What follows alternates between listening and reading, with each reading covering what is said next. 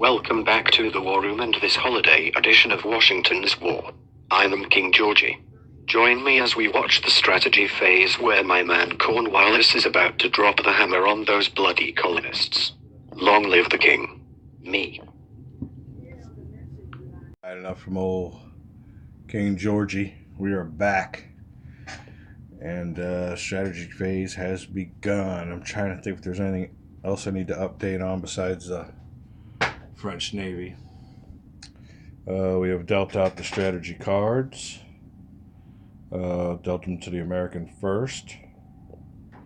Let's look at the hands here real quick because there's a little something interesting here. Let's see if I can't get myself ready here. Here we go. The American hand. He's got a good hand. All American events. Some of them placement of political control markers. And he has some good ops cards too. So not a bad hand for the American side. Okay, that'll help. Over here for the British. The hand he was dealt. And this kind of helps the solo aspect of the game because you got to play the cards. Now it was a good hand for both players. He's got a bunch of British events too, so we'll be looking over those events. And he's got himself some ops cards, but he's got himself an American event, so he'll have to play that for a political control marker or something. We'll look at the rules. And like I said, we'll be making mistakes. Then one made one already. So 1781. Okay. Now the cards were dealt, and it's up to the British to. He has the option of playing a major or minor event card, which he don't have. So it goes to the American side, but. Continental Congress was dispersed last turn. So that gives the British player the option. And this is key. Because if the American player was going first, he'd be getting Washington out of there, getting some reinforcements or doing something. It's a British turn. If he's got a chance, I think he's going to want old Cornwallis to move on Washington.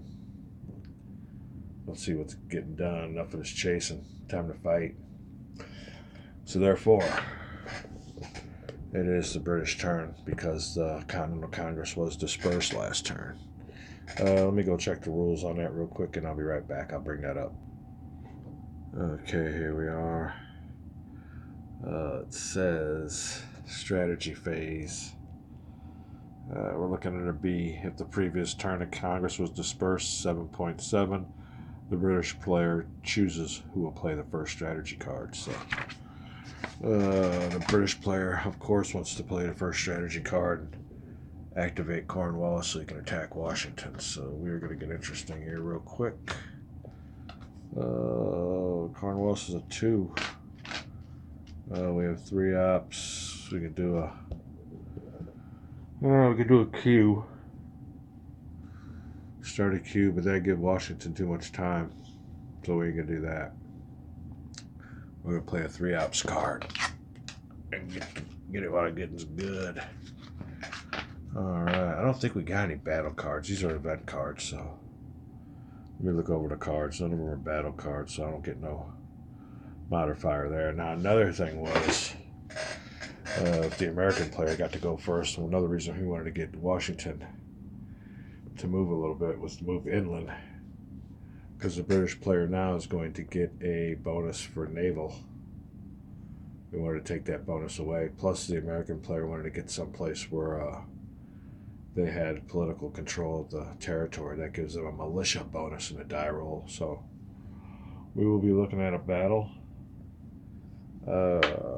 Cornwallis. Let's go ahead and make this official. 3 app card played. Cornwallis is activated. He's moving south from Georgetown to Charleston. He'll be attacking Washington. Now, this is my first battle of this game, so I got a lot of looking to do. A lot of reading. But been a while. What do you call it's hitting the fan, and we're gonna see what happens. Now, the first thing I want to do, that I'm going to try to do here, I guess I could do this right now, is Washington wants to get out of there.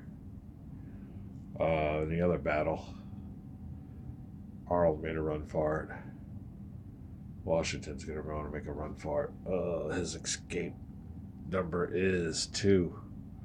So he's got to roll 2 or less. Can he get as lucky as old Arnold was? We'll see. Get the old blue die out of the holiday dice tray. And here we go. This is going to be fun. Yes! He's out of there. Washington is gone. A major victory for the colonists. Okay, I got to see where he's going. Oh, he can't move inland. Or can he? Yeah, I guess he could. He can move over there to Utah Springs. All right, let me find out what's going on here. I got to post another video to YouTube too, so it's going to be a while. We're going to take a break here, and we shall be back with Washington's War. To the strategy phase. We had Washington evading the battle against Cornwallis.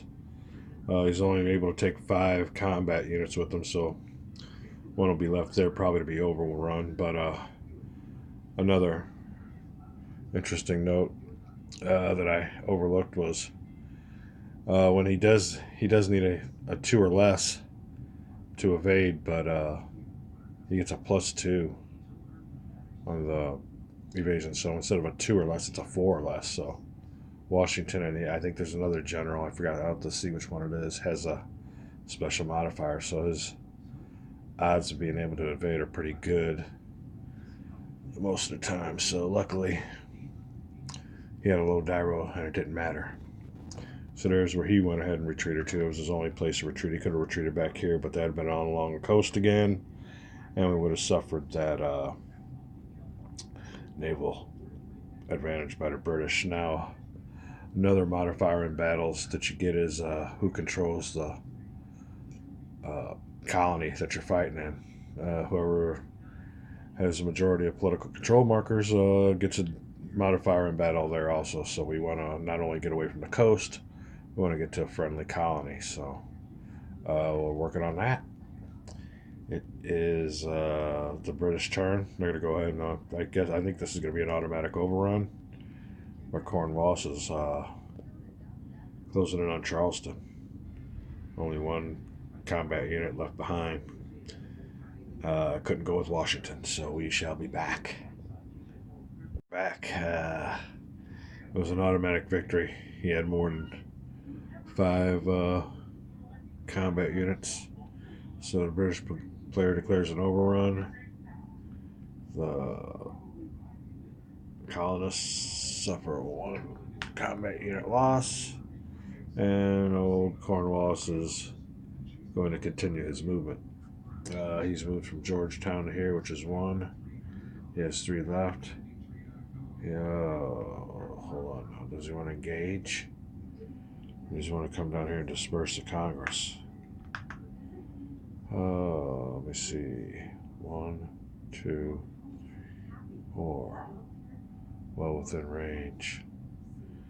What would you guys do? Disperse the Congress? Go after Washington. He's going after Washington again. So we'll move him right here. Georgie's going to try to evade. That means a 4 less on the old die roll. 3. Georgie evades again. Okay, so I don't know if he has to move through a friendly or unoccupied. I think it's just unoccupied, so let's go ahead and move him back here. Move him up here. That's just 1. Let me see. Georgetown, 1, 2. He's got 2 more chances to fight one of these guys, and I think their luck's going to run out. Oh, let me see. What question did I have? Oh, to see if Washington can retreat into a space that wasn't friendly, politically controlled. Let me check that out. I'll be right back. Okay, it's just as long as there's no general, there are political control markers. So there's where Washington went. The British player is going to move Cornwallis a third time. 1, 2, 3. And Washington is going to try to evade. Need to keep it going here. Ooh, his luck runs out and a battle will ensue. Okay, this battle's taking place in South Carolina. I believe South Carolina is American controlled, so we'll get a militia advantage on, let me make sure here. There's 1, 2, and is that a friendly controlled spot that he walked into? See, I believe it is. Yeah, alright. So that there is 3 political control markers in South Carolina for the colonists. They're at Camden, Cheraw, and Charleston. Brits only controlled Georgetown and 96. Whatever 96 is. Okay, so we got a battle here to resolve, and I got some rules to look up. We'll be back with the first major battle of the war. This is very decisive. This could be a game. Washington's War. We shall return. All right, we're back with the first preliminary procedures of battle, and that's finding out their battle rating. Now, over here, battle rating numbers are these top ones here, and we're going to find out if they're able to use their full battle rating or if it's halved. On the results here, you needed a 4 to 6 to keep your battle rating. Washington's die roll was a 4, so he keeps his 5 battle rating. Cornwallis, on the other hand, had a 3 die roll, which means his battle rating is only a half. Half of 4 is a 2, so going in with Washington a battle rating of 5, Cornwallis a battle rating of 2. We got some die roll modifiers we gotta determine, and we shall be back. We are back. We have got die roll modifiers, general battle ratings, all set up. Old Cornwallis has his battle rating halved, so he didn't get the right die roll. All right, here's their die roll modifiers. Colonists get 5 for their combat units, 5 for their general's rating, and a +1 for their militia. So that gives them an 11, +11 die roll modifier. Brits get 8 for their combat units. Cornwallis has got 8 units with him. 2 for his rating, 1 for the regulars, and he discarded an American event card, so it's +12. I guess the next thing to do is roll the original dice. Let's go to British first and turn the attacker. So he gets a 2 + 12, 14 for the Brits. Come on, hot dice for Washington. Oh, it looks good for Washington. You got a 5 + 11 is the big 16. Results of the first battle. Comes out the Americans colonist side. Let me read all the rules on this, make sure it's for sure, but that'd be nice. Find out losses and everything else. If the Americans come through, we'll see if it's real. We'll be back. Loser. Let's get over here. Determining combat losses. The loser, which is the British, rolls a die. Red die for the Brits, and that's a 4. We're back here.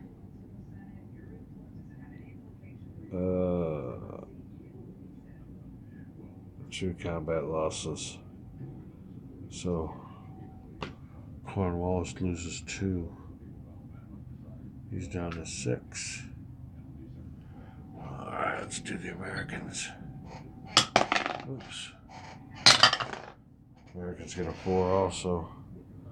The winner says here the winner rules a battle.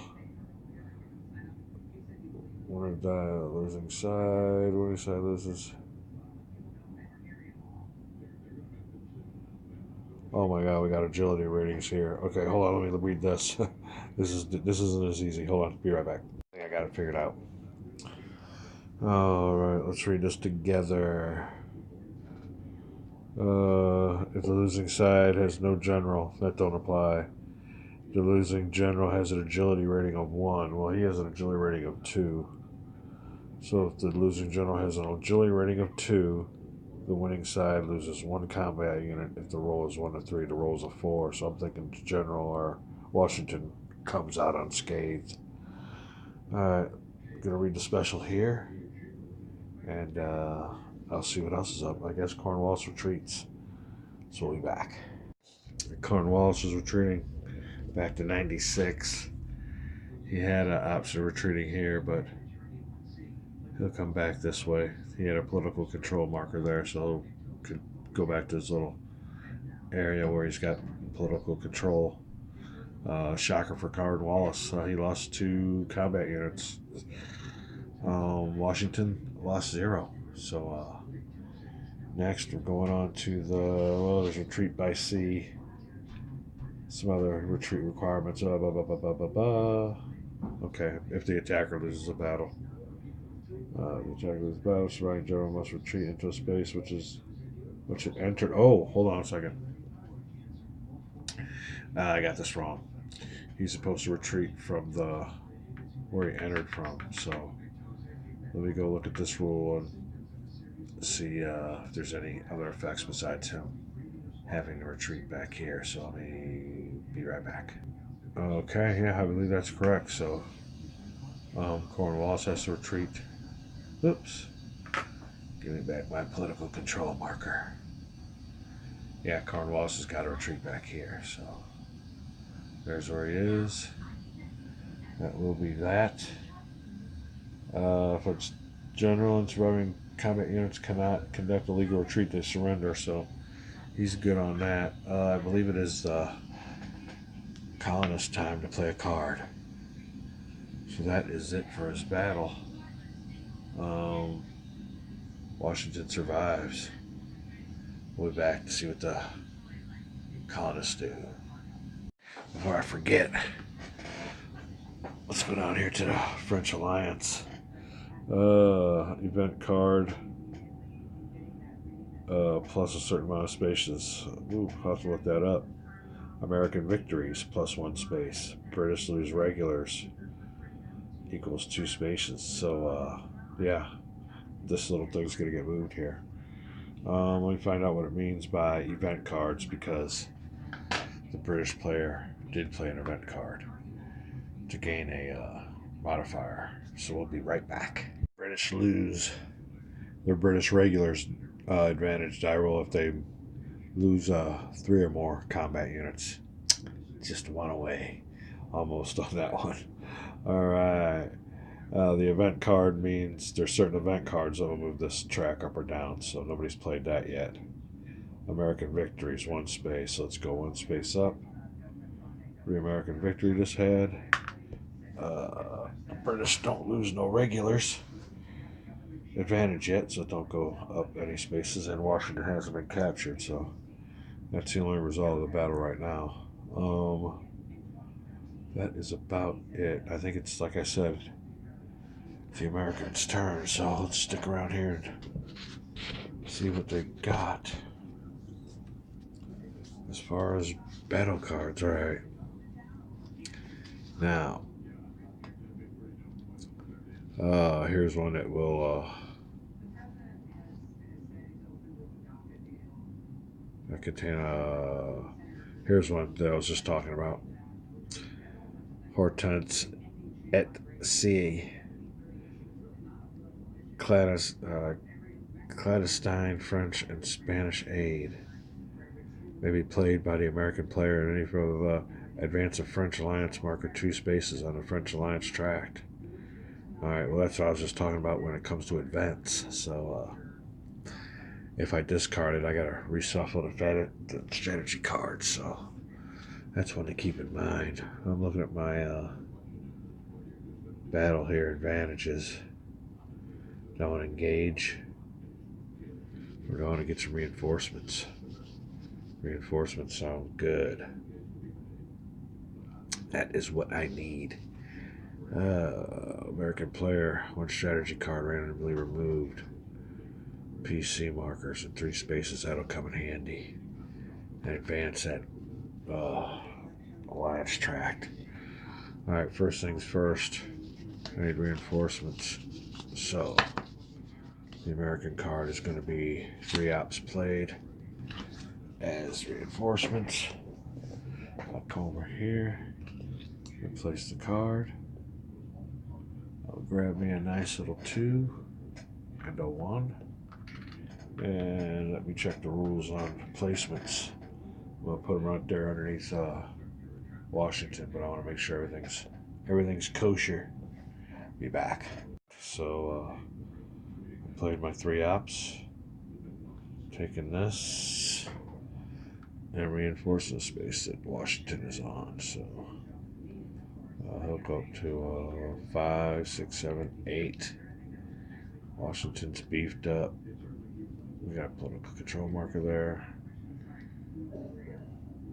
And 8 units for Washington.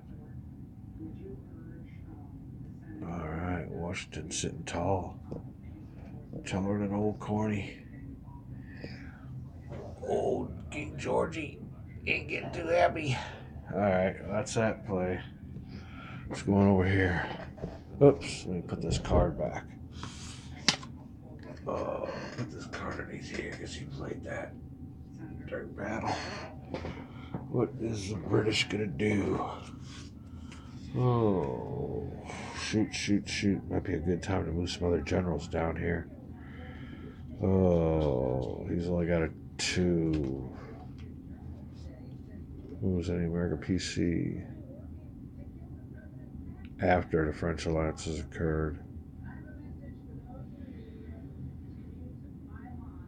Place our return. Chamber mark is placed on the. Well, I don't know what that talks about, but may be played by the British player in any strategy phase after the French alliance has occurred. Well, the French hasn't occurred. The French name marker is placed on a turn record track space of the current turn. I don't understand that, but I don't think it can be used yet. Alright, removing PC markers. That would help when it comes to battle.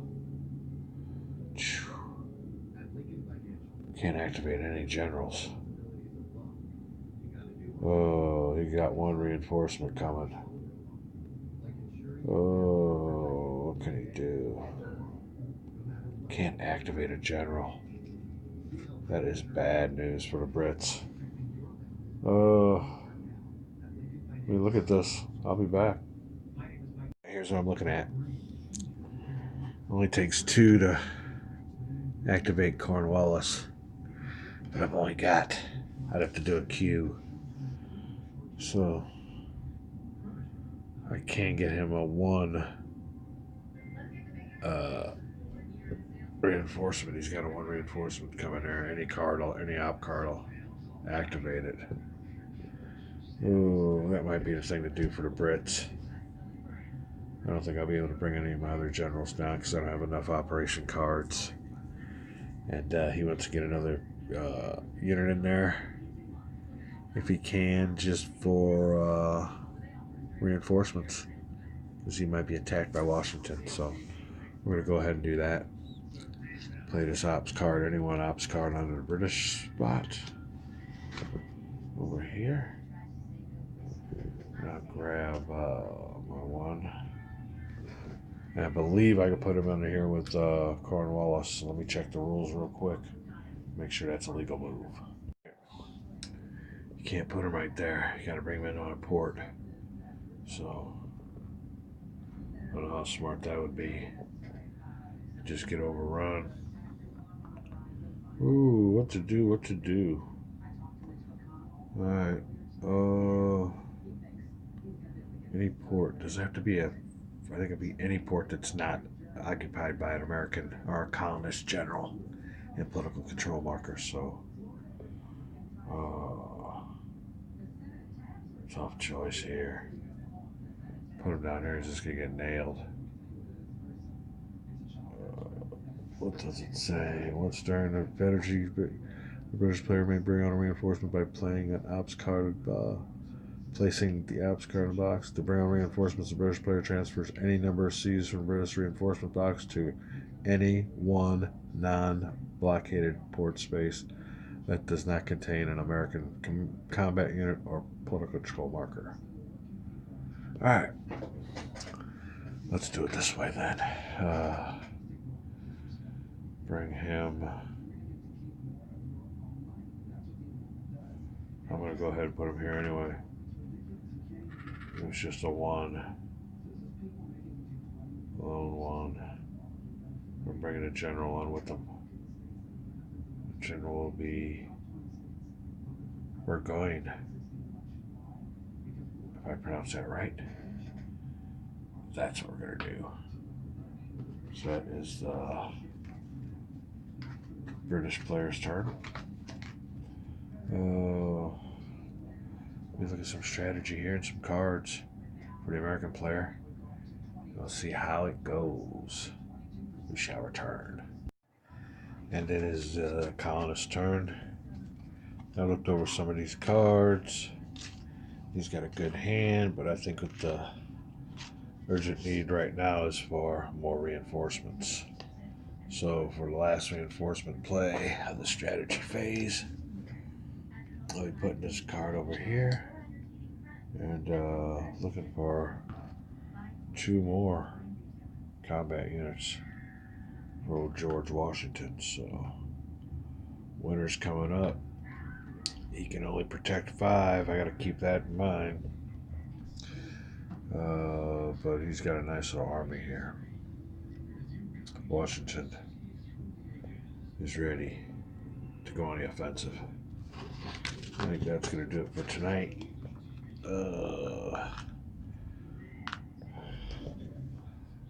Working man day tomorrow, so gotta get up early.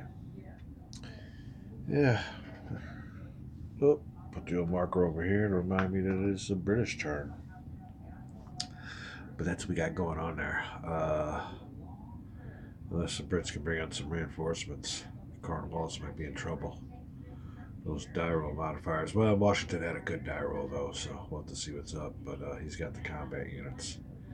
If he could stay away from the coast and gain that militia advantage,